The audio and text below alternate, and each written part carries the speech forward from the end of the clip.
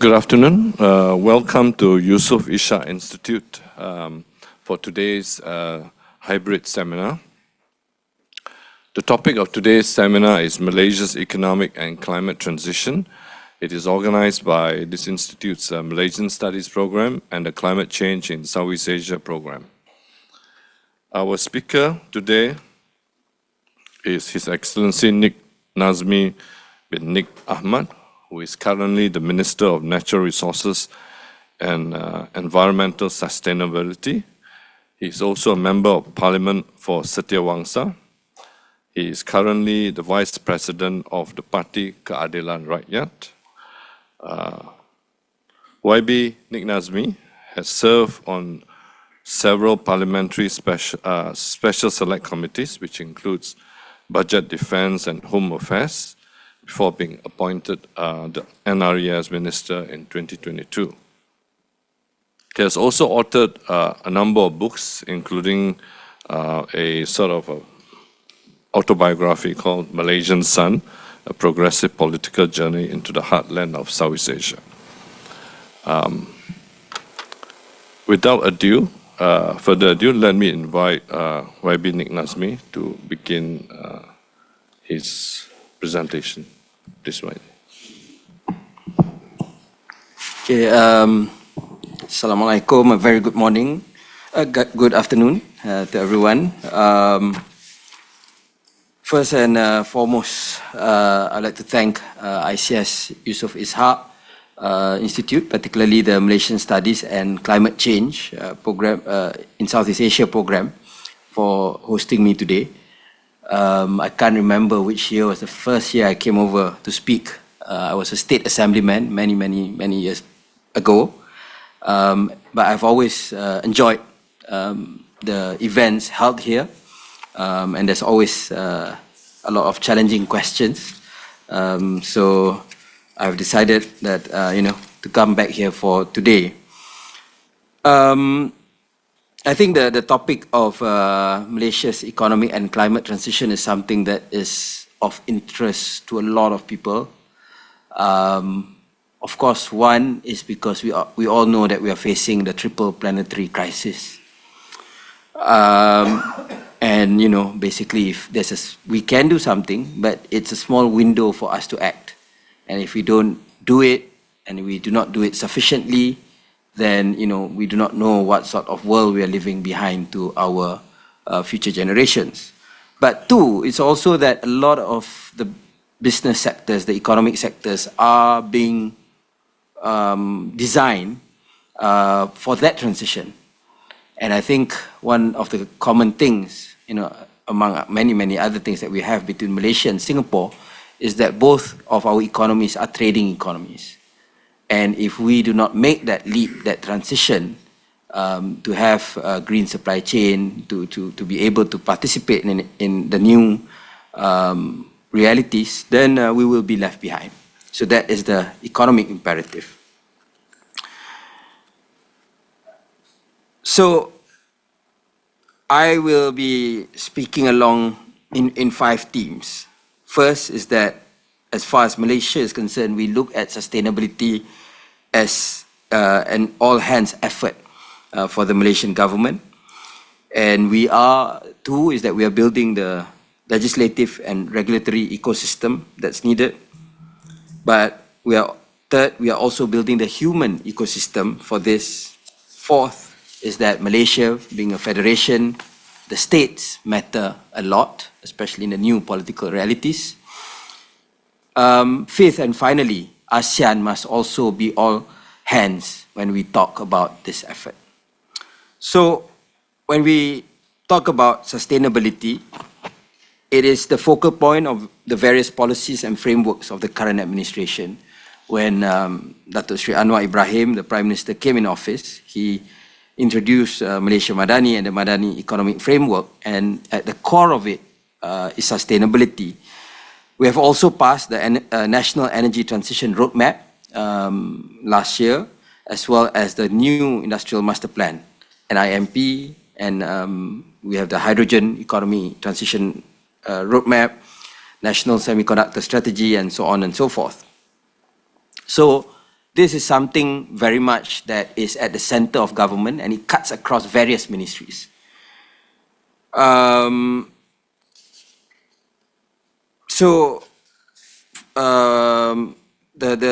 I think when I came in office in December 2022, what has really surprised me is how, I mean, we have a very strong, very strong team in the ministry. At that time, it was natural resources, environment, and climate change.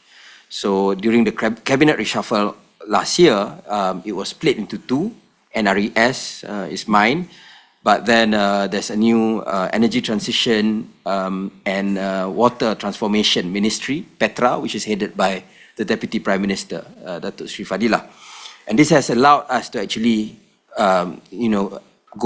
to focus on our tasks in a more in-depth manner.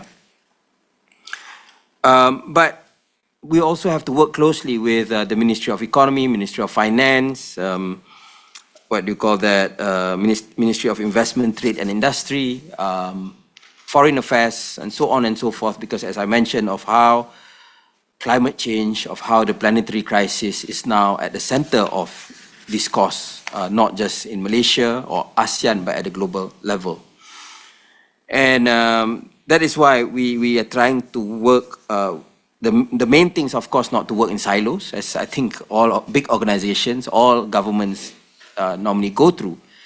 So we try to break through the silos. For example, we have a Climate Action Council, which is chaired by the PM, and many ministries sit in it, and that's where we recently formed the Decarbonization Committee, which I chair, to bring along not just the various ministries, but also the various state governments that we have.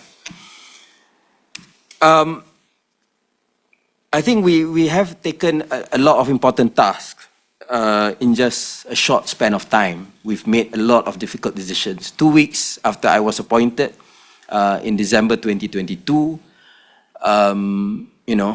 then suddenly the PM said, okay, we need to retarget the electricity subsidies. And it was a very technical task.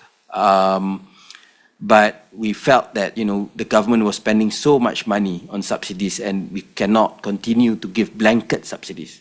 So previously, subsidies were given to everyone. So essentially, if you use more aircons in your house, you have a bigger house, you get more subsidies than someone who lives in a small flat or a small kampung house and do not have aircons, which doesn't make sense whatsoever. So we addressed that. We've gone through 3 cycles. There were some nervous ministers when we wanted to decide that, especially when the second cycle coincided with the state elections last year. But the PM said we have to go through with this because we can't prolong this addiction to subsidies.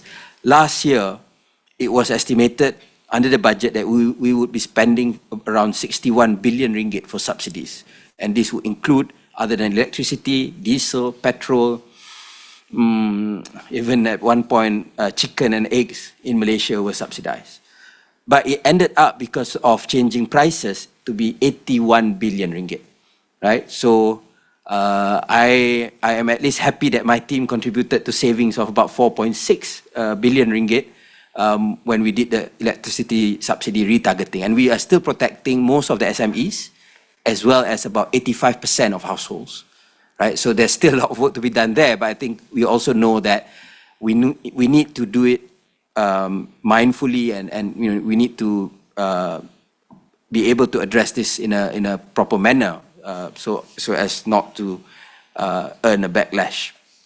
And then we've also done diesel, right? That's the big news. I'm not sure about, I don't think it's big news here too much, but in Thailand, there's a lot of angry people, right? In southern Thailand, because they used to be able to get cheap diesel from Malaysia. So we were spending 1.4 billion ringgit in diesel subsidies in 2019. Last year, we spent 14 billion ringgit. It's 10 times higher. So this is the effort we did, was to save about 4 billion ringgit. We are still spending 10 billion in subsidies. Of course, the next big question is petrol, right? That will be a major task. But these are the things that we think we need to do in order to start the green transition as well. Because then, now with all this new retargeting, one of the things I like to do, my hobby, is when I go up on the plane, I look down and see how many solar panels are there that are installed in Malaysia. So I think, I don't know whether it's due to what we do or not, but I do see a lot more solar panels since in this year alone, because of all the, it's the right signals to the market, right? You're paying for the market price for fuel and electricity. But it's not popular, right? And I agree that it has to be communicated properly. We've seen what happened in London with the ultra low emission zone. And even Sadiq Khan was facing nervous. He had nervous, looks from his own party leadership. Although eventually he did win again. In US, we might see another climate change denier being elected to office again. So I think that shows that these are actually issues that can be explosive at the ballot box, and governments need to handle it carefully. But it also helps. This helps us to build our credentials as we move as a trading nation, because people are asking how green is the supply chain. So Malaysia needs to be able to tell the world that we have this green supply chain. And that's why when I'll talk about it later, but basically I think that this will be how we move our economy forward. And then in terms of legislative ecosystem, by 2030 and so far, we are on track. We aim to achieve 45% reductions in emissions intensity based on GDP compared to 2005 levels. This is the NDC, Nationally Determined Contributions Roadmap. As for 2050, not many people realize, but previously the target was actually as early as 2050 for Malaysia to be net zero. So that means we are not really committing to a firm date. But recently, the Climate Action Council, which PM chaired, we decided to put it at firm 2050, which is a tall undertaking for a country like Malaysia. Whereas 2030 targets, we are on track. 2050, there's a lot more that we need to do to be able to do that. But I think the idea is we want to make Malaysia as a beacon for the green, the green revolution in the region. We put these ambitious dates, and we need to adjust our policies accordingly. So we can't go on. Malaysia has, for so long, the way we approach attracting investments is by being a low cost, export-driven economy. But we have to change that to something that is greener and more sustainable. We also want to showcase the fact that we are one of the 17 mega diverse countries in the world. Right? So these are countries where the biodiversity is, at a very high level, and the other countries are Brazil, America, Russia, China, India, Indonesia, which are large countries. Malaysia is not so large, but we are able to be one of those countries. And we have pledged since the Rio Summit in 1992 to maintain half of our land area to be under forest and tree cover, and so far it's 54.58%. But most importantly, we are coming up with a climate change bill and a national adaptation plan. This will be crucial for us as we try to bring all these ambitious goals and see how we can effectively guide our planning moving forward. And I think the other thing is also on carbon market policy. This morning I met with Minister Grace, and I think we are excited. I've met my counterpart in Thailand a few weeks ago. Thailand has, a voluntary emission reduction program. So I think we want to develop something based on that. And I think because, let's face it, I mean, if it's just Malaysia, if it's just Singapore, if it's just Thailand, there's only so much we can achieve. But if we move together as ASEAN and pull together our countries, then we can talk to the developed world in order to have a workable carbon market policy that is relevant not only for Malaysia, but can work at an ASEAN level as well. We are also working on the legislation for carbon capture, utilization and storage. This is under the Ministry of Economy, because that is another important part. And I think there are a lot of talks with Singapore as well on how to leverage on this. And lastly is the government has declared that we are going to allow third-party access of electricity supply. This means that you do not have to buy your electricity from TNB alone. And this will allow you to tap into other, independent renewable energy producers. The best sunlight in Malaysia tends to be in Kelantan, Terengganu, Kedah, Perlis. A lot of industries, we do have in Kedah, more in Penang, obviously more in KL and Johor. So if we are able to do this, then the industries can use the grid that's created by TNB, just pay the wheeling charges, but get the green energy to the factories. But the other part that I mentioned is about the human ecosystem. So there's a lot of good plans, good policies, right? But that's not the hardest thing, as I tend to realize now that I've been in office for a year and a half. It's about the human ecosystem. One is that, to strengthen the inclusiveness and to get the social buy-in, as I mentioned just now. Some people call it not a backlash, but a green lash, about the opposition to green policies that we see in Europe. So I think it's important that we are able to engage. We try to come up with a very broad approach. I bumped at the airport the former Minister of Islamic Affairs in Malaysia, and I'm always I like to talk to him because he's a Liverpool fan. But we were talking about the need to have more conversations about Islam and environment, and then that's one way we can go to the kampungs, go to the madrasas, and then talk about it in a way that makes more sense to more Malaysians, right? As opposed to just being in the so-called Bangsa bubble or Setiawangsa bubble or whatever. So to be able to reach to a wider crowd.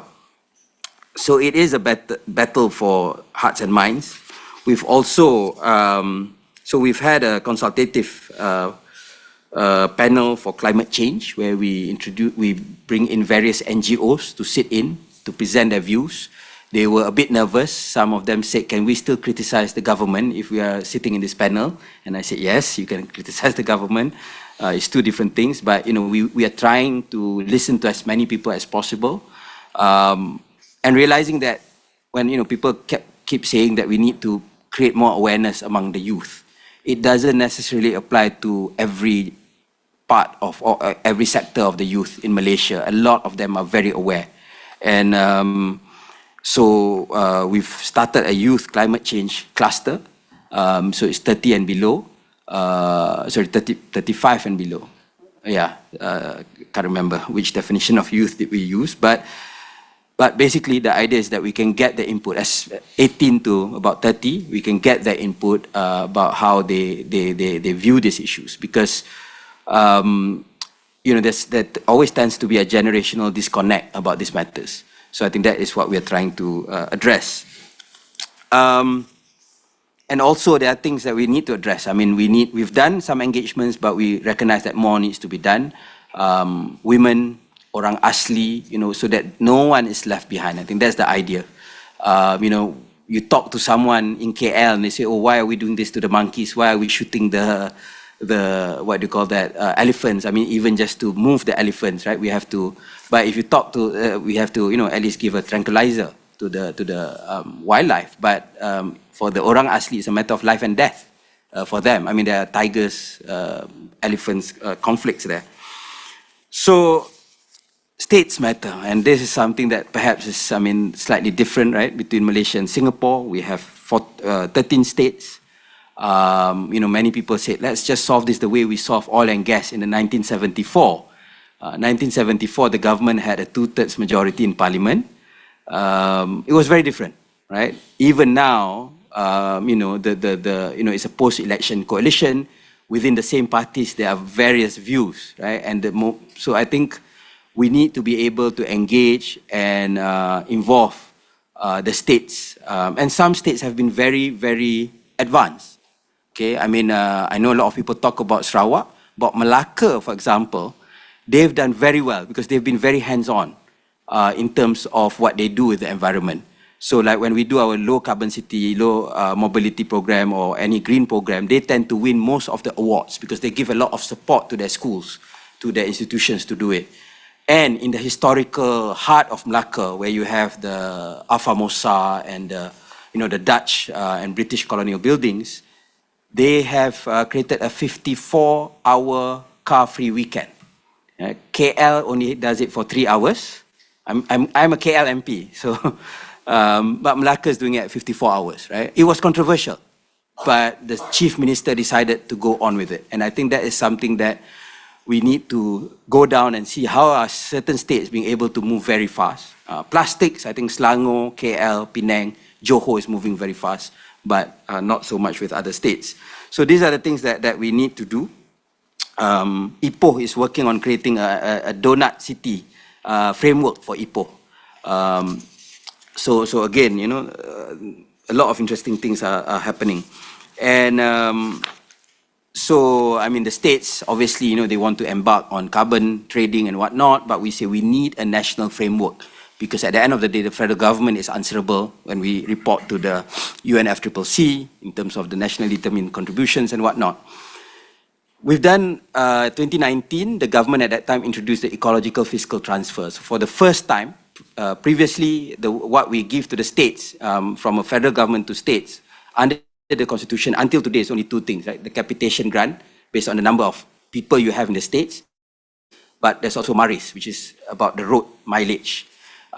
So now it's not in the constitution as yet as an administrative policy, but we have this ecological fiscal transfer where we give money to states based on how much forest they conserve and what they do to improve the conservation. Of course, when it comes to, when we put a lot of it in terms of size, Sarawak, Kelantan, Kedah, Pahang will tend to will get most of the money because they have the bigger sizes. But we are trying to add in terms of quality as well. What do they do to add more protected areas and so on and so forth. We started with 60 million ringgit, 60 in 2019, total distributed to the states. It went up to 70 million in 2022-2023 for each year. When PM came into office for 2023, he increased it to 150 million ringgit, and for this year is 200 million ringgit. To the point that some states are complaining. They say, because you can't just spend that money for anything, right? So there's it's for conservation and all that. So some states have actually complained they don't know what to do with the money because there's so many strings attached, right? But I think we are trying to make it work better. We have also introduced the community rangers involving military veterans, orang asli, police veterans to work to protect our wildlife. So lastly, and it has been paying off. I mean, what I can say is that last year, the World Resource Institute Global Forest Watch and University of Maryland report on global deforestation said that Malaysia has managed to keep rates of primary forest loss to near record low levels. So I think that is something that is crucial. And we are among number 4 as the top 10 countries to reduce primary forest loss as of 2022. But that next one is about ASEAN. It's about us, Malaysia, Singapore, and the rest of ASEAN. Next year, Malaysia will be chairman of ASEAN. And we want to see how ASEAN can be more than just a pillar of our foreign policy, as stated by the Prime Minister. So we hope that 2025 will not only be a showcase for Malaysia and our values and agenda, but how we can further strengthen ASEAN. We know that ASEAN has come under various challenges in recent years. So one of the things that we want to try and do is, of course, to have an ASEAN cluster or block when it comes to COP or, at the climate conferences. ASEAN needs to have one voice. And I think globally there's so much talk about mitigation, which is much more of a developed world rhetoric or language. But for developing countries in the maritime area like Malaysia and Singapore and Indonesia and so on and so forth, adaptation is also key, right? Because we are seeing the sea level rise. In Klang, in the houses, in the housing estates, you can see the seawater coming in the drains because the sea level is coming up. You can see villages disappearing in Kelantan and Terengganu because of erosion and sea level rise. So we also want to work with, for example, Indonesia, because we both of us rely on a lot on the palm oil industry, and it has come under a lot of attack from the EU. We recognize that there are problems of deforestation and whatnot, but now Malaysia is almost entirely sustainable palm oil. We no longer allow new palm oil on peatlands or to encroach into forests. And there are things that we need to improve better in terms of implementation, but I don't think that we are getting the right recognition from Europe. And the goal posts keep changing, because like even timber standards, it was one thing in 2005, then many of our players start to change, and 10 years later they're just about to comply. Now they're coming up with EUDR, and that's making it very challenging. But that's about us and Europe and the rest. But even within ASEAN, another big challenge is, of course, transboundary haze, which I think both Malaysia and Singapore experience. So we do hope, when I spoke to Thailand and all that, they do hope that the transboundary haze pollution agreement can be upgraded to make it stronger and more effective, because I can understand the public are always angry when the haze happens and ask why can't we do more. So yeah, so that's basically the long and short of the transition that we are facing in Malaysia. But I think at the end of the day, similar to Singapore in many ways, Singapore's of course developed, we are developing, but we are a high middle income country. At the end of the day, we are still facing a lot of challenges from climate change, in a way that, being newly industrialized countries, we don't think that we deserve the entire blame. But it's not a blame game issue, right? I mean, for us, at the end of the day, we are realistic, we accept the science, we know we want to do our part, we want to be responsible global citizens. And finally, we also believe that we can be at the forefront of this green revolution, by adopting more ambitious climate policies. Whether the world helps us or not, we will still be ambitious, because I think that's the right thing to do, and it's also not just for the environment, but also in terms of business. Thank you.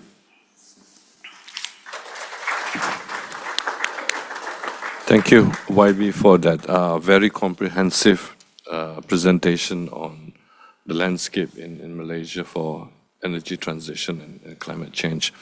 You've covered many topics. I'm sure our audience here, physically and online, have quite a lot of questions for you. So let me begin by inviting people in the room to pose questions that they have in mind. Yes, the gentleman over there. Can you identify your name and institutional affiliation? Thanks, Augustine Antoine. Hope, Minister, you look favorably on me as a fellow Liverpool fan to pose the question. But I agree with Cassey, very good presentation filled with facts and figures. Just wanted to get your position as a minister, and of course the Malaysian government's position on carbon market.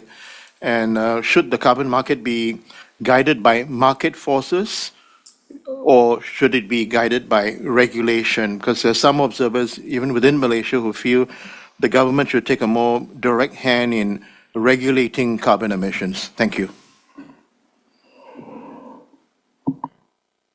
Thank you. You want to maybe answer that first while we wait for more questions? I think for Malaysia, what's slightly different so far is that what we have now is only a voluntary carbon market. So we don't have a carbon tax, unlike Singapore. So one of the main reasons, I was asked this by Bloomberg 2 days ago, one of the main reasons is the fact that we're still subsidizing carbon. Right? I mean, we're still subsidizing petrol. Diesel, we've started to retarget. Electricity, we've retargeted, but petrol is still subsidized. So we need to get over that before we can start to tax carbon. I accept that that's probably the most, the Ministry of Finance is already working with the World Bank on this matter, on whether, how doable, how to approach it, so on and so forth. We have industries who came and asked for it, because we have industries that are not so clean, heavy industries that come and operate in Malaysia, which are hurting our players who have invested in cleaner technologies. So they're saying, if you have a carbon tax, then they can actually compete against the big boys. But we, as I said, we are having that thorough study first before we look at how we can develop that. So currently, it's entirely market driven. So we have Bursa Carbon Exchange. Our own market has been there since December 2022, and last year they have, if I'm not mistaken, 2 auctions, but both were foreign projects. And one, we faced some problems because it was discovered that it had some problem with the certification by Vera. But this year we will have the Kuamut project from Sabah in July to be auctioned, and that is a major milestone because that's the first local project. So currently, if you take a flight on AirAsia or Malaysia Airlines or get your Grab, right, your food from Grab, it's still, the carbon offset is still a foreign project in Indonesia or other countries. So we want our own. Malaysia has a lot of potential for that. So I think we are trying to learn from Kuamut and to see how we can develop that further. But how our carbon market will eventually grow, carbon tax will help, right? If you have that pressure, that regulation from government, that will definitely help. And I think the most important thing is that we have to show that it has credibility. We are looking at like Thailand, they have their own standards, TIVA. We need to convince everyone that we can, it is credible, it's not a greenwash thing. Because that, I think, is a lot of concern over carbon credits. Thank you, YB. I think I saw a question from, let me take note on the side. Yes, maybe the gentleman there, then I come back to Hokan later. Yes, please. Yeah. Hello, my name is Robin from Switzerland, now at JCU here in Singapore. Was very impressed by the dense information that you have given, and I was very intrigued by the remarks you have made on representing ASEAN in the coming year. I'm very glad that the organization will have a strong voice representing the green transition. And from a European perspective, I always notice that these stories coming from Southeast Asia or the global South as a whole, they very ring deep in our hearts. But then shortly after, a new story comes in, a new tragedy, and we kind of forget and move on. And I'm wondering for the future, for the coming year, does Malaysia or the region as a whole have like any ideas or approaches to change that kind of, that mindset in us and maybe have a longer lasting impression on people's minds in the global world? Thank you.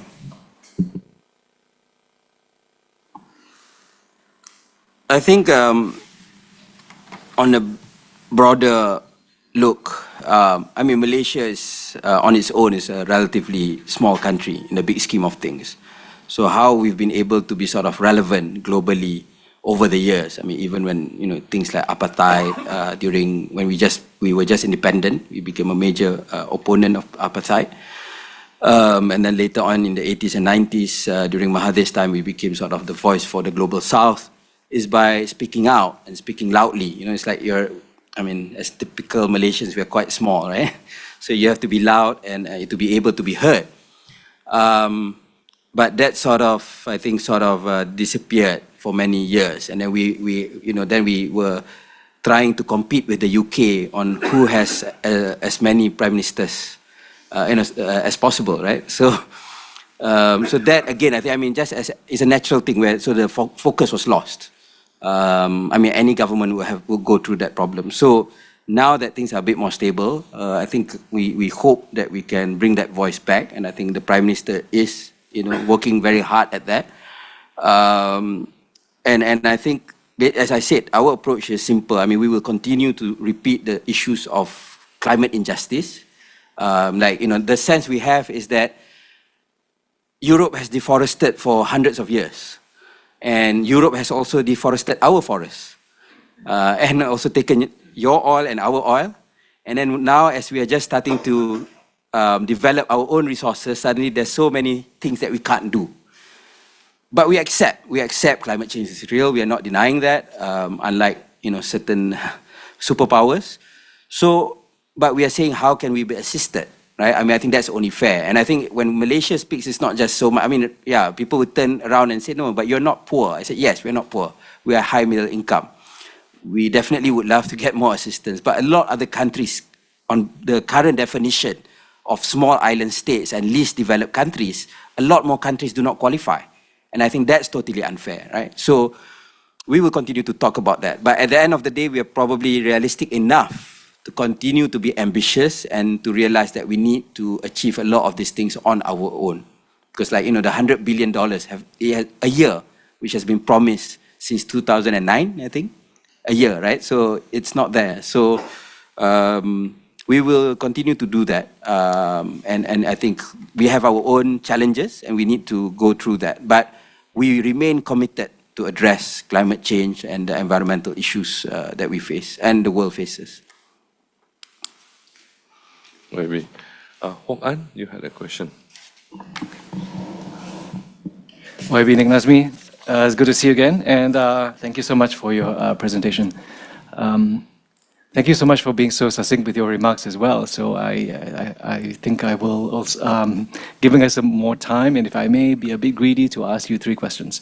The first is much more broadly cast, and it's sort of addressing an overarching strategy questions, whether you are, how you approach. I think there's a general debate about whether people need to be jolted out of complacency through kind of the urgency of taking action to avert disaster. So a little bit more of that fear factor. And versus others who would advocate, people need hope. You need to actually give them hope. I mean, it's not really either or, right? But I think, which do you see as, in the Malaysia context, as relatively more important? And would you, if it's more of the first one, which is a bit more of, trying to stir right out of complacency to avert a disaster, is it time to call it a climate crisis instead of just climate change? Which is still, rather neutral and could be even just, it's rather nondescript. We know what it entails, but I think the terminology might matter. So the strategy, the thinking, and then the question about the terminology. You raised the example of Sarawak and then also Malacca. Now, one thing about Sarawak, I think it enables it to take a lot of these actions and, of course, to be a much more proactive state is its revenue. And one of its major sources of revenue is petrol sales tax. Not the royalty, but its own state-based sales tax. Only Sabah and Sarawak can collect sales tax. So the broader question is, do states have, and broader than just petrol and forest, but about land-based, are they over-reliant? Or given that they are, what actually is going to be done about this? I think it's a dire state of affairs, and it's reflected, I think, in the examples that are given, especially the peninsular states. How will they actually cope? And they're asking for more revenue and more to be less dependent on land-based revenue. Is that a priority, and how will that be addressed, such as through consumption tax and so on? And I guess the third one is following on the Kwamut project and EFTs in forestry in particular. I think it's being held up because of issue about ownership, about consent, about the natives, and you also brought up Orang Asli and their involvement. So is there a clear prioritization or principles in involvement of indigenous communities, and not just getting their consent, but actually also, recognizing their ownership, their customary ownership, and also their participation as the custodians, as the guardians, that they can actually play a role in conservation. Thanks. Okay. I think first, when you talk about whether hope or fear, I think we have to start with the fear because it gets people to listen.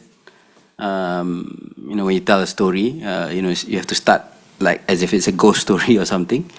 But then once you've engaged the audience, because the danger is that happens, right? There are people who are fatalists. They're saying, well, climate change is happening and it's too big for people to imagine. So let's just sit back and do nothing. And probably if my generation, we are quite relaxed. Most likely, we won't see the worst in our lifetimes. I mean, that's probably some people's assessment. But I think we need to tell people about I mean, there are stories that we can inspire people in a way. Things like lead, right? Lead was in petrol, and you could see that what do you call that? It caused IQ. If the poisoning caused people basically have less intelligence compared to those who were not exposed, and then there were deaths, early deaths, and all sorts of things.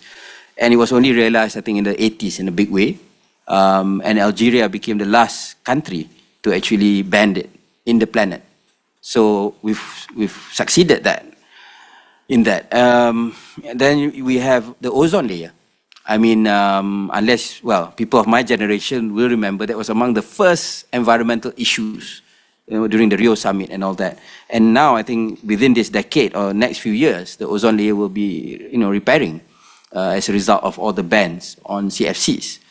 Of course, this is a bigger challenge than all that. I accept that, right? But we still can, and it's just absurd if we are not doing anything about it. And I think we need to sell that idea. And we've seen there are places where people have shown, at least in smaller scales, how they're living better with nature. And I think it's important also to understand that this is a journey. It's not a black and white thing, because too often you get, and people don't like to listen to people scolding or being moralizing, but you need to encourage people and show that, okay, this is how we do it and all that, and rather than say, why are you doing this and that, right? I mean, my son scolds me when I hold a plastic bottle or when he sees trees being cut down, but that's a different thing. But I think that's the most important thing. That is, how do you engage? Because there is a sense that sometimes, that being on a moral high ground, that turns people off, right? Then, in terms of, the phrase, right? I think there was a lot of demand, not just a lot of places. I think that like the problem in Malaysia, for example, I think the term that was used was darurat iklim, right? Climate emergency. But darurat or emergency in Malaysia as a legal term has a very specific meaning. I know it can mean different things, but it also has certain connotations and legal connotations. So that is why, I think we try to avoid. But I accept that, I mean, climate change sounds very benign. Right? And the other thing is, even like previously it's global warming, but then, we have the UN Secretary General using global boiling, trying to shock people, which I think is a more powerful, and language does matter. So I think like crisis is probably, I agree, right? Sounds better in a way.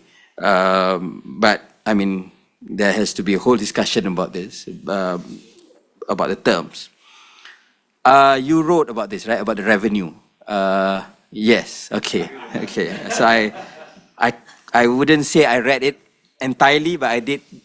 I actually saw the paper. I agree. I mean, the issue of how we distribute the resources in the federation is a big thing. I mean, I can play the other card and say that, I'm just the climate change or the environment minister, and this is above my pay grade. But, well, we do need to reflect, I think, to be fair, right? Because now that, as I said, politically things have changed, states are becoming more assertive. They're saying, I mean, one is you have Sabah and Sarawak, and then the other states are saying, where are they getting that, and why are we not getting this and that? So how do we balance all that?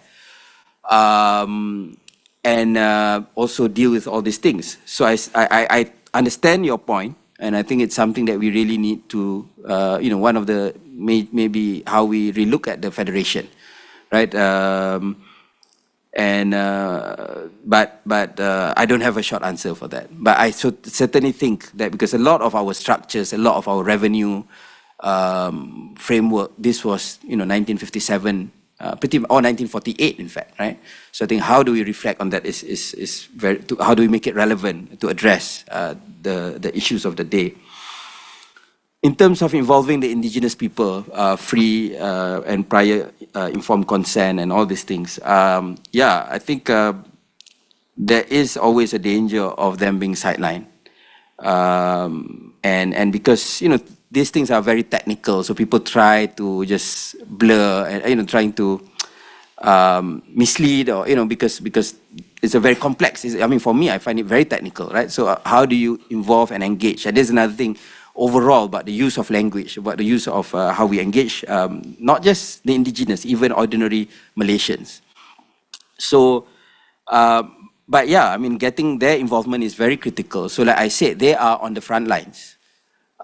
They are living quite harmoniously, right? So you have someone from KL who's vegetarian and then going to scold them for eating deer there when they actually, the people from KL is less sustainable in their lifestyle than the ones in the jungle. So that is the challenge that we face. And that's why, I mean, like, it has been very effective when we involve them as the community rangers. You know, and the other initiative, Menrak, which is done in northern Perak and Belum, Saim Dabi Foundation has been supporting them a lot, and they've helped with the tigers conservation. What was interesting is that because a lot of this, mostly boys, well, teenagers or in the early 20s, a lot of them did not go to school. So when they wanted to be trained as rangers and to use all the devices, right, the GIS and all that, they had to be at least taught certain basic levels of numeracy and literacy skills. And then as a result, there were education projects in the villages and all that. So the impact was immense. And they won the International IUCN Award for rangers globally, right? And I think that's something that we need to really do more and replicate. And it's a huge thing. And because otherwise also, if we don't engage and they don't see the value, and for them it's an issue, oh, the tiger is eating their cows, and the elephants is trampling on their crops, then they will just shoot them, right? No matter what the guy from Bangsa says. So I think but we need to be more proactive by then telling them that there's value to conservation, which sometimes they didn't see in the past. Partly, I mean, fueled by money from the cities, but that different approach, I think, has helped. And, you know, getting their products and all that to be sold, that's also something that's very valuable. So definitely, I mean, I think we need to get the indigenous people,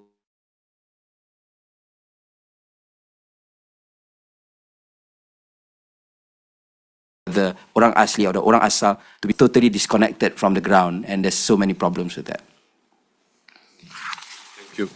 Before I return to the audience here, let me just pick, because the list of questions from the online audience is building up. Let me just read 3 questions, and then we'll revert to the physical audience here. The first one is from Mark Perry.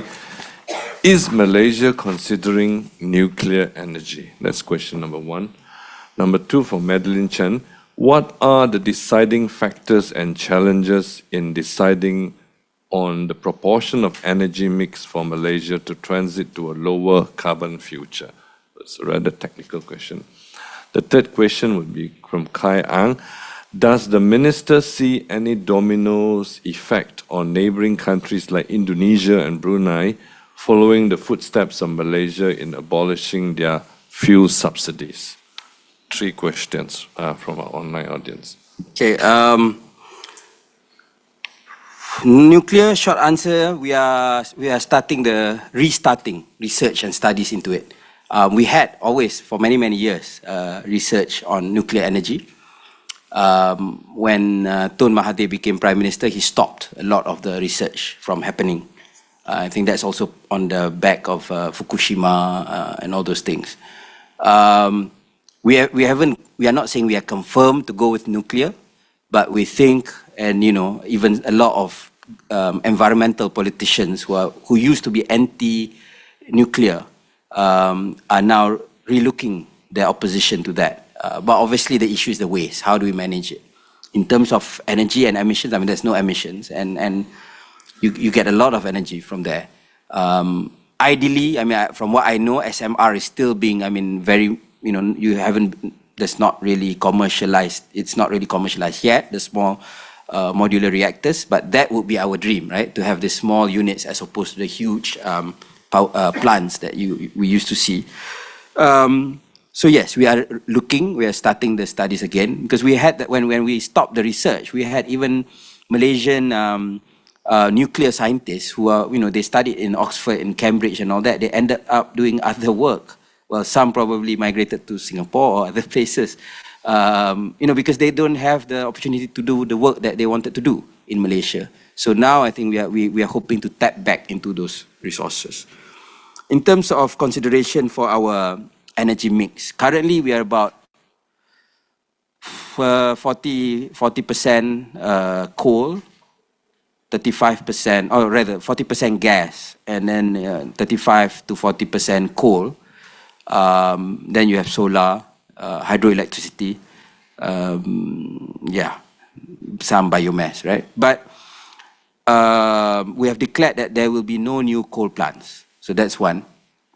And all this talk, all this talk of early retirement, one of the things that people don't realize, and I went to the event that the coal accelerator program with Emmanuel Macron and John Kerry in COP, was that the plants in US and Europe are old plants. So it's cheaper to retire them early. It makes sense. The plants in Asia, like including in Malaysia, Indonesia, and many other countries, are young plants. It doesn't make sense to retire them early. So all these things, when they say, we are doing so well because we are retiring our plants early, it makes sense for them. So, and they did promise things to Indonesia under the JET-P, but they, as far as I know, it has not been realized.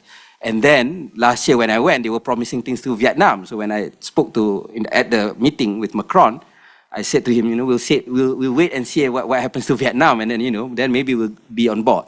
But as far as I know, it has not happened yet. So, but that's why for us, energy transition is not just purely a climate or environmental matter, because now we are a net gas exporter. We already declared no new coal plants. Solar, has its own challenges, but you need battery because of the intermittency and everything. Then we also, hydro, we are not like other places where it's basically desert or something. If we build a new dam, a lot of our wildlife and forests will be gone. We don't want that either. So we have very limited choices there. So that means we are going to be more and more reliant on gas. And the challenge will be that we will be importing gas. Currently, the IPPs in Malaysia are getting gas supplied at cheaper rates by Petronas. Basically, Petronas is picking the tap for gas. So, Petronas is knocking on our doors and saying, we can't go on doing this forever. It's not fair to Petronas. That's also government money in a way. So we need to revisit the whole thing. And that's why for us, we need to, while we increase the gas, we are also pushing very hard to get more solar, more battery, other forms of pump storage. Biomass, I think there's still a lot of it is isolated. It needs to be connected to the grid. There are many biomass plants in the plantations. A lot of them now, the feedstock is being sent. I don't know about here, but they do send it to Japan and Korea because they are paying premium for the biomass feedstock. So we need to tap into that. And that's why nuclear then suddenly makes sense, right? Because that's very crucial.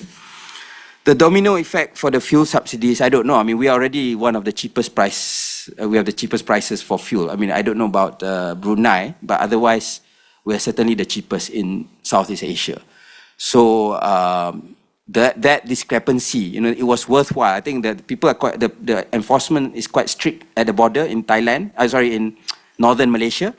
What they do is that in KL, there will be people who take the diesel and then they use a special lorry and then that is then transported to the border to be sold to Thailand. It's because the price difference was nearly 2 ringgit, I think, per litre. So that made sense, right? It made sense for everything. But now they're saying that there's no money in it anymore. Although Thailand is still about 1 ringgit, if I'm not mistaken, expensive.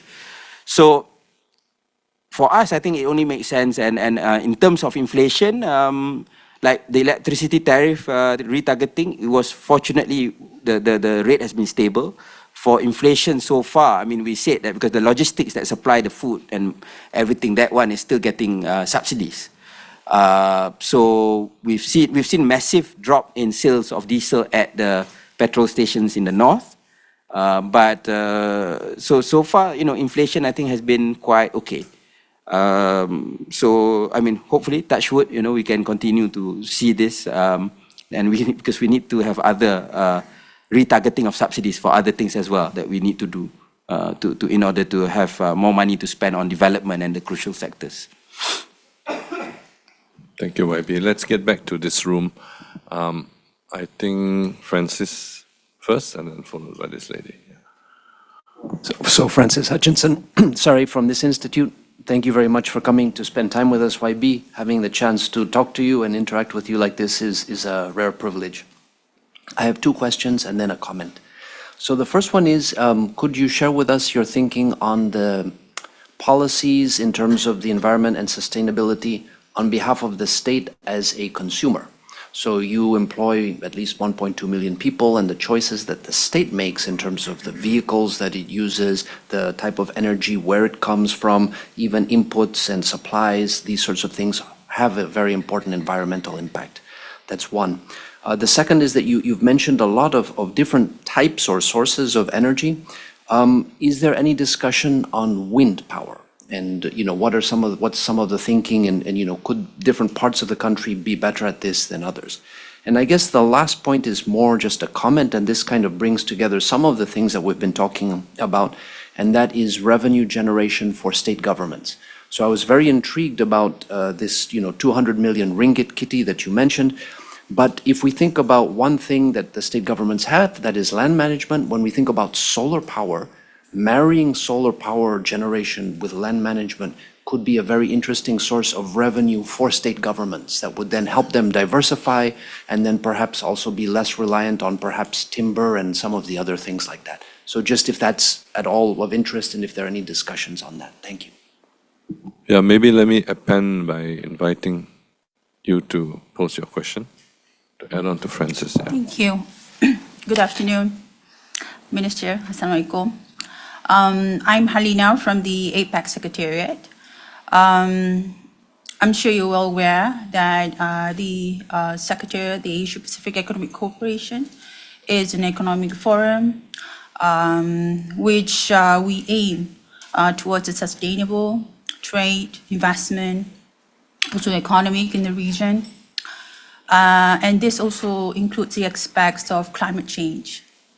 And this is my observation. I would say as well as from the 21 member economies in APAC, we see that there's a leadership from Malaysia in terms of capacity building projects for the past 5 years. If I may note some few examples, including the climate FEI, we have the low carbon town, which are very commendable. And this has promoted more exchanges and help member economies to also build their capacity.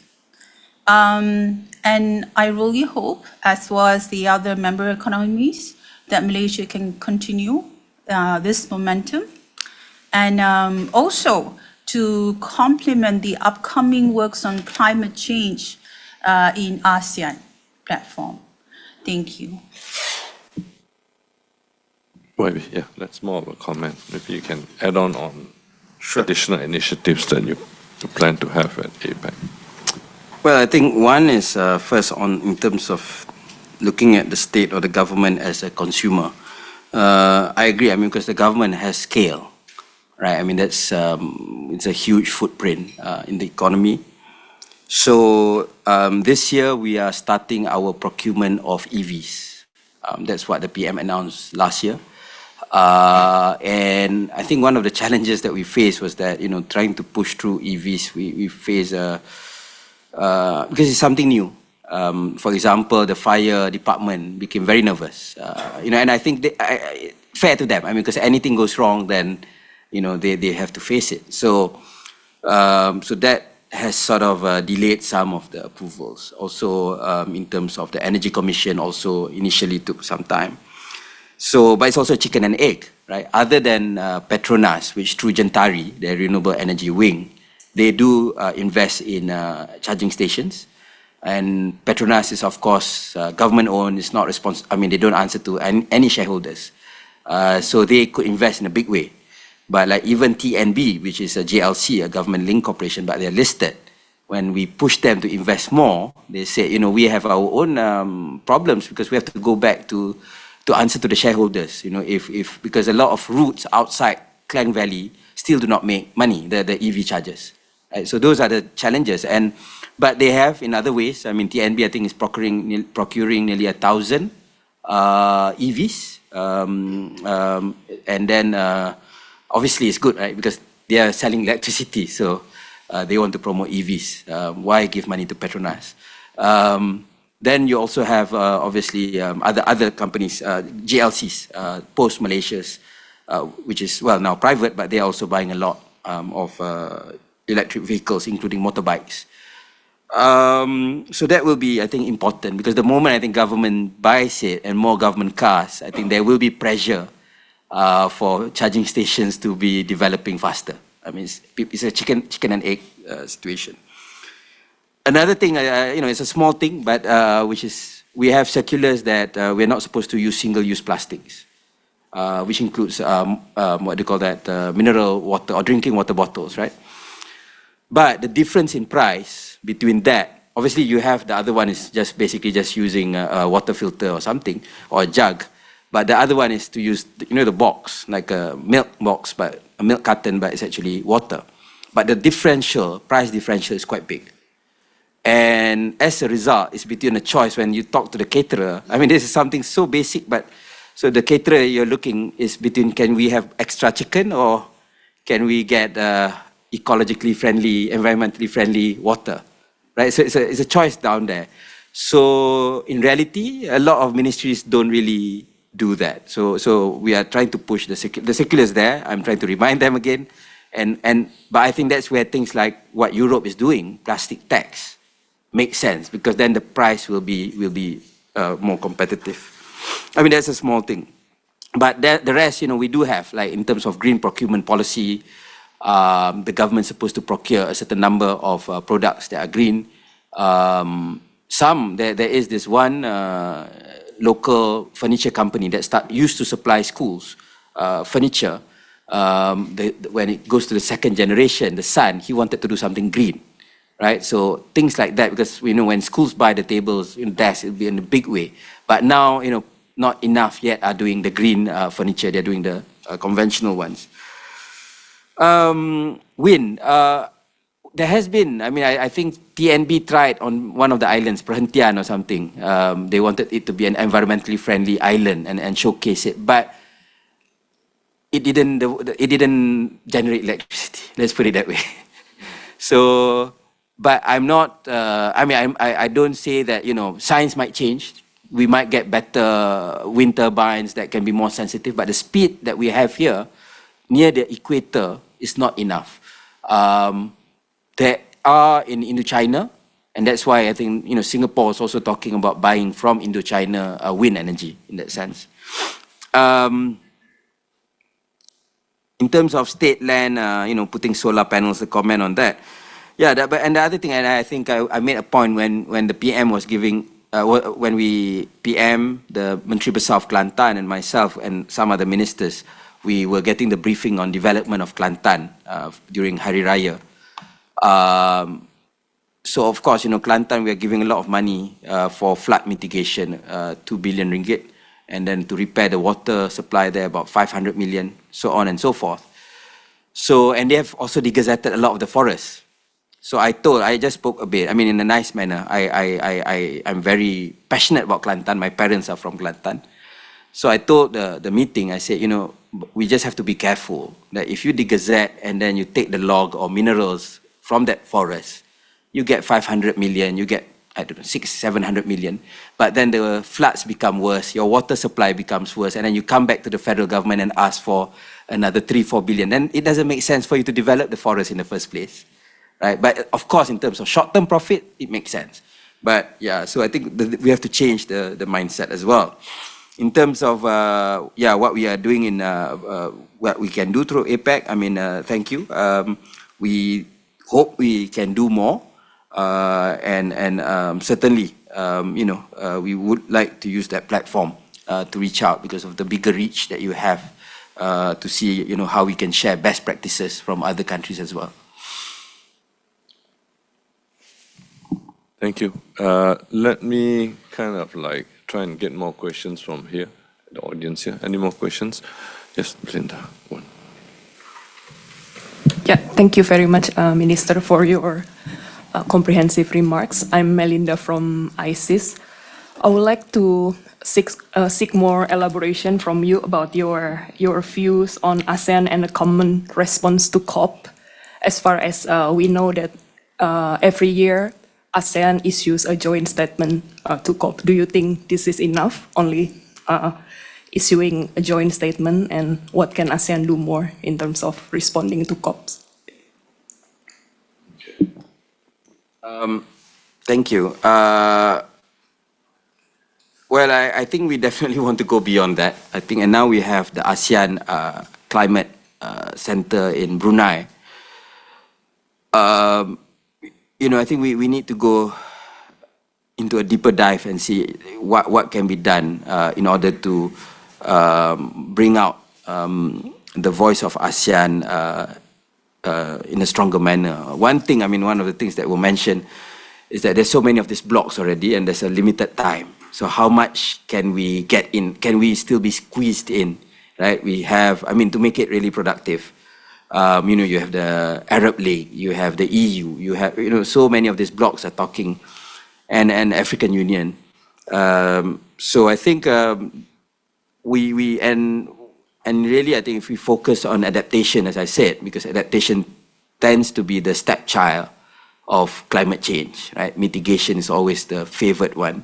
So we need to put it at the center of climate negotiations. It's improving, it's getting better. Right? People are coming up with national adaptation plans and whatnot.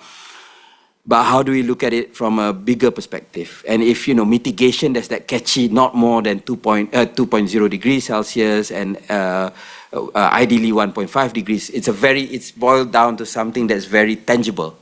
So what is adaptation that we can, if you ask me, I don't have the answer, right? So I think that is where, because I think ASEAN should be the champions. Philippines, with your typhoons and all the exposure that you have.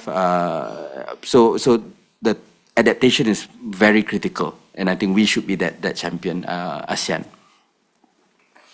Okay, let me draw 2-3 questions from the online audience. The first two relates to bio-based biofuels, right? What are the technical challenges there to increase the use of bio-based fuels in Malaysia? How has the federal government considered the possibility of increasing technologies to help convert biomass to fuel as a way to reduce carbon footprint for states with high stores of biomass? The third question is an interesting one from Xin Yuan Wong. Will the Malaysian government be looking into encouraging battery recycling on a large scale, given that cars are sold nationally and extended producer responsibility can be imposed on car companies? Yeah.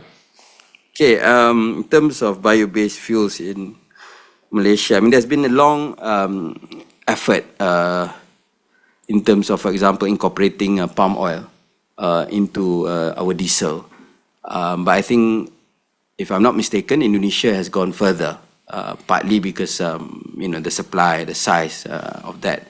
And I think, but for Malaysia, it's we're still on the lower end. If I'm not mistaken, 10% of the diesel is palm oil. And there's been some challenges as well. From what I understand is that there's been some protests from some Japanese companies because they don't want, if you go beyond a certain number of biofuel inside the engines, then issues of warranties and whatnot. And I think again the other part is also to ensure that it's communicated well to the international community, right? Because there's always that controversy of using food crops for biofuels, and then the accusation will be that it pushes up the price. So I think these are things that we have to handle. This is under the Ministry of Plantations and Commodities, who looks at it. But yeah, I mean, there are other things. We also have the waste from the crops. That is something that we can leverage on. I think people are really looking at the POME, the effluent. Then the other thing, of course, for sustainable aviation fuel is used cooking oil. From what I hear, a lot of our used cooking oil goes to Singapore now. And the price is not bad. So even some of the mosques and all that, to raise money for some small projects, they collect from the congregation, and then they can. So it's a booming, or at least a growing sector. And that is another major challenge, because I think airlines are being forced to have SAF by within a certain number of years. So there's a lot of pressure. Petronas and the Sarawak State Government is working on algae for the fuel. And there's some other, I mean, the science is really, I mean, they're looking at other options as well, other than cooking oil or algae. In terms of battery recycling, yes, I mean, I think one of the things we are pushing is to develop new guidelines for, what do you call that, solar panels, as well as batteries, or especially for EVs, right? Because I think the first generation solar panels and EVs have already started to be retired. So what to do with them? What are the guidelines in processing them? So I think that's where we need to come up with the solution, the guidelines, so that it doesn't end up polluting. I mean, that's the biggest irony. I mean, that's what what people who are trying to stop other people from buying EVs will say, right? That it will end up polluting worse the planet. So I think, I mean, I still believe that EVs are the cleaner solution, but we need to deal with the end of life thing. And there's a huge potential for batteries and all that, because there's, for it to be recharged or whatever, I mean, to be repaired. So definitely dealing with it properly is crucial to ensure that, we try to be as sustainable as possible. Okay, yeah, a lot of questions. Let me pick all three.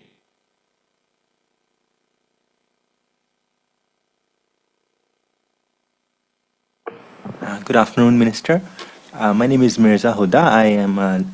I work at the climate change program at ISEAS. Thank you for highlighting the issue of adaptation. So one of the issues in Southeast Asia is the impact of extreme weather events on infrastructure, like electricity grids, roads, and other forms of transport systems.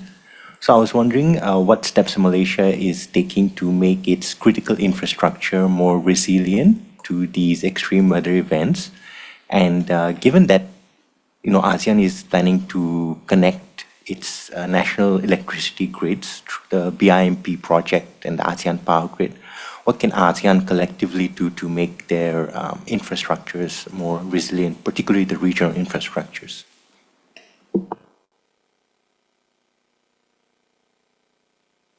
Thank you, IB, for a very interesting presentation today. I'd like to ask you about palm oil. Do you see the proposed ban by EU eventually being resolved maybe this year? Because Malaysia has been taking many positive steps to show that the palm oil practices have been sustainable.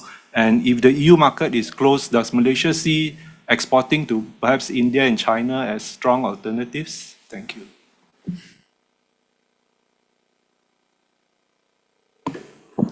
Hi, good afternoon, IB. My name is Elvin. I'm from the NUS Political Science Department. I picked up on a theme that you mentioned in your speech just now, which was that you thought that the Malaysian government need better communication to prevent green backlash from the voters as it implements policies such as reducing subsidies.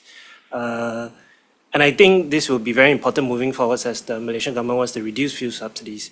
So from your perspective, do you feel some messages resonate more with the voters to allow them to better accept the removal of fuel subsidies? And moving forward, what kind of communication strategies can we expect better from the government to better justify and convince people that removing subsidies is right? Thank you. Okay, in terms of impact, how to deal with impact of extreme weather events. One of the things is, for us is to increase the capacity of infrastructure, like flood mitigation projects. In the past, some of it was just 50 ARI, right, average recurrence interval. So now it's going to, we are trying to cater to up to 200 ARI. Mind you, I think some of the projects in Holland are up to 10,000 ARI. But that means a lot more money, which is for us is a big challenge. But yeah, I mean, we just have to. I mean, I think, but even then, a lot of it is we are just playing catch up. Granted, I mean, I know that we need grey infrastructure, but where possible, we try to also need nature-based solutions. Because it's, there's a lot that can be done with nature-based solutions. I think a lot of things in Singapore also has been approached in that way. Grid, I think building a resilient grid is very crucial, especially as we are more interconnected. That means any problem anywhere, whatever happened in Laos in the past to a grid would not really matter to Singapore, but it may in the future, right, when we get more interconnected and more reliant. So that is very crucial. But another thing that people forget, right, this slightly different angle is, the more renewable energy we have, we need to have more connections and more grids. And I don't know about Singapore, but I certainly think it's quite standard. But maybe you're slightly compact and urban. But in places like the UK and Malaysia, places where you have a high tension wire behind your house will definitely lower in value. I live in one of those houses, but some will believe that it's cancerous and so on and so forth. And it's also an eyesore. So that's the thing that we also need, because if that push, no MP loves to have this in his or her constituency. But we need more of this when we have more renewable energy, especially because, and the source of energy generation is more localized. It's not big infrastructure anymore. In terms of palm oil, I think it will be resolved. I'm confident it will be resolved. I'm confident in Datuk Sri Johari, who's the Plantation and Commodities Minister. So far, that's what the EU says. When we meet with the ambassador, he always says that, Malaysia is not a problem. But then when they go and talk to other businesses in EU, then we get a different message, right? So we are trying to really work that out, because we have been working very hard, right, to make it sustainable, to address the issues and everything.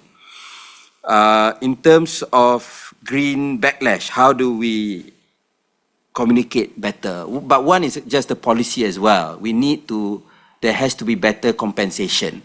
Of course, again, we had this long talk, the moment we remove subsidies from fuel, because now you're basically getting the subsidy at the pump. Right? So that's why one theme that we're talking about is from the palm to the pocket. But it's different because when you used to pay, you just, you look at the cheap fuel prices. So when you are getting in the pocket, you forget. You just look at the fuel price and it's high. So that's the challenge that we're trying to work on. But yeah, so now, for example, as I mentioned, electricity, we are still subsidizing 85% of households. Small and medium-sized industries as well as agricultural related businesses are also getting electricity subsidies. Then if you look at fuel, right? Okay, I give you a simple example, myself, okay? And this, I'm just talking about human nature. Previously, how we dealt with fuel subsidies, petrol, which we are not dealing with yet. I mean, it's status quo for now, but it's something that we really have to, once we have to cross the bridge when we come to it, because it's blanket subsidy still, is that we float the RON 97, which is the higher grade petrol, but we subsidize RON 95, right? So you have a lot of people. When I bought my car, and this many years ago before I became a minister, I bought a new nice car, decent car. Obviously, I wanted to use RON 97 because they say it gives better performance. Not that I notice it, but that's what people tell me, so I believe it. I use it, right? But the moment RON 97 gets from 2 ringgit to 4 ringgit during the Ukrainian war, I said I couldn't care less. I can't feel the difference. I just use RON 95. But it's not fair that I'm definitely not, B40, that I get that subsidy, right? And it's whereas a lot of the poorer people who are using motorbikes are only paying about 5 ringgit for their fuel. So they're getting less subsidies than I am. So I think that is a message that we keep telling people. What you call that, for electricity, the top 10% richest households are consuming 50% of the subsidies. So I mean, this becomes a social justice issue. But I think people sort of, but you do get some people who are a bit perverse. So I got one of my constituents, he messaged me, I am T20, i.e. rich, right? But that doesn't mean that I'm comfortable. I should still deserve subsidies. Then I couldn't reply to that because I don't know, how do I reply to that, right? If someone believes that, then I think I did. I think I replied by saying, yes, I empathize that, things are tough for you, but things are tougher for the poor. So we are trying to address that. But that's all, and I can't win that sort of argument. But that's how we communicate. But it's not going to be easy. I understand. I mean, we remember the yellow vest in France. It started on a fuel duty issue.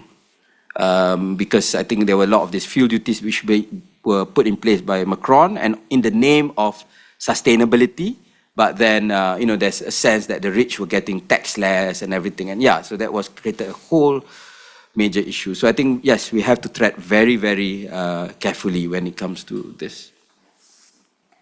You have been talking for 1 hour and 24 minutes. My apologies for making you work very hard today. Let me end by posing 3 last questions. You can give very short answers to this from the online audience. Mark Perry, will Malaysia accelerate development of an ASEAN energy grid under its chairmanship? Second question, is Malaysia actively looking for transition partnerships such as the Just Energy Transition Partnership or the Green Belt and Road Initiative? Third question, will the drive to increase semiconductor industry investment in Malaysia, I think this also includes those data center investments, end up clashing with environmental considerations, especially in terms of water use and waste treatment?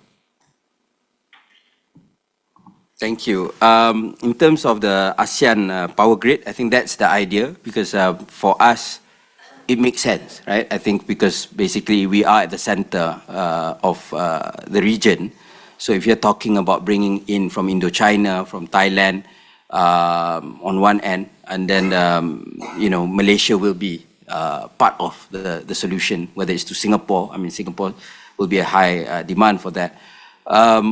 If you're looking at on Borneo, obviously, I mean, if all goes well with the new capital city of Nusantara, that means that Sarawak is also, and Sabah will be very relevant, although I think Sabah needs to address some of its own needs first in terms of electricity.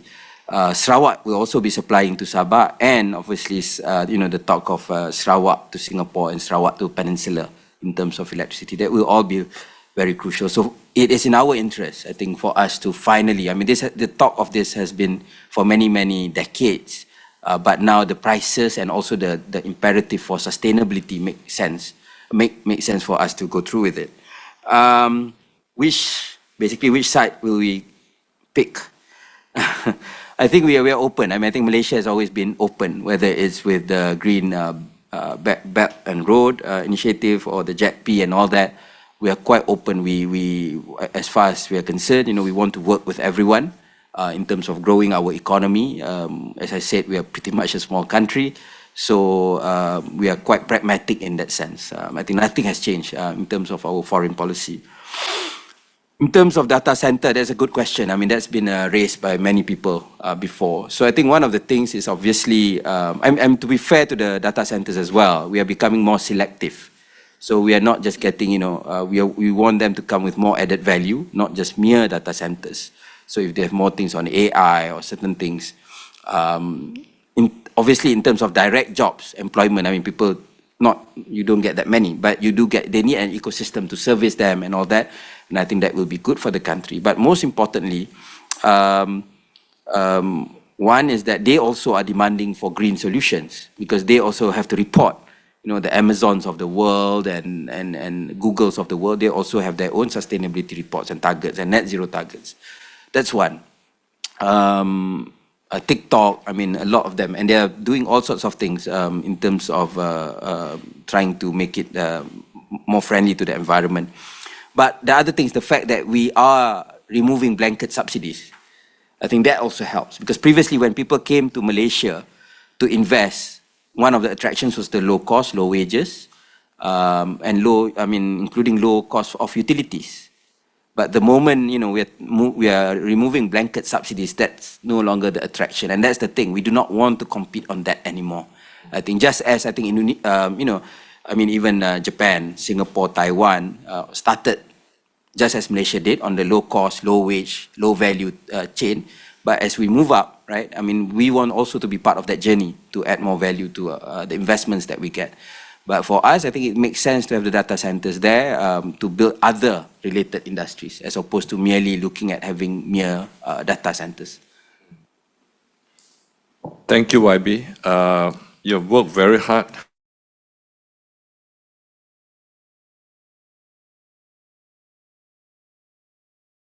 Today at ISEAS. So let me end by and his today.